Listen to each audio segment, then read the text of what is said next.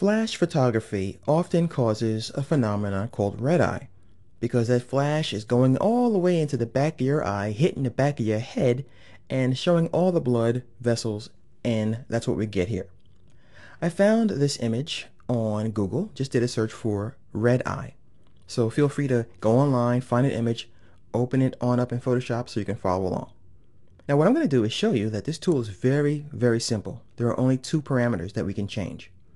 You'll find the tool, first off, under the Band-Aid in our healing set of tools. And cleverly, Adobe even makes the eye turn red when we put our mouse over it. So I'm going to select the red eye tool, and as advertised, we have two parameters, pupil size and darken amount. Pupil size does exactly what it says. It controls the proportion of the pupil in relationship to how you click. So for example, if I take this slider to 100% and I click here, the pupil will actually spill out a little bit into the skin. Now pay close attention to this area right here. I'll click. Notice how we got a little darker there? Because the proportion is too big for the eye, so the effect is spilling out a little bit. I'm going to undo that, and I'll drop this down to something reasonable, like 25%. And I'll click again. Much better. And I'll click over here to show you the difference.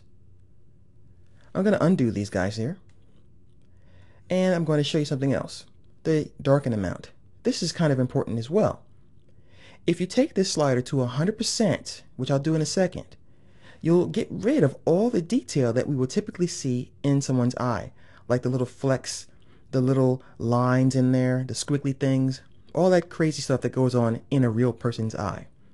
If I take this to 100% and I click now with the tool, I get a pretty dark pupil. It's almost cartoonish. So if that's the effect you're going for, that's fine.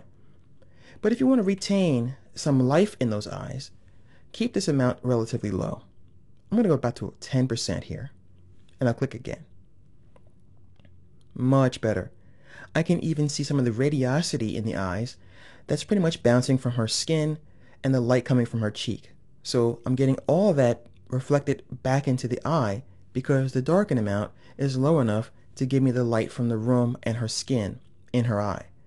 So once again, pupil size is going to pretty much change depending on what you're fixing. If you're getting red eye out of a squid's eye, which is the size of a dinner plate, you might want to adjust the pupil size quite a bit. And don't forget to retain the quality of the squiggly lines and the flecks and all that other kinds of stuff in a real eye. Keep the darken amount to a nice low number, unless you're deliberately trying to make it pitch black.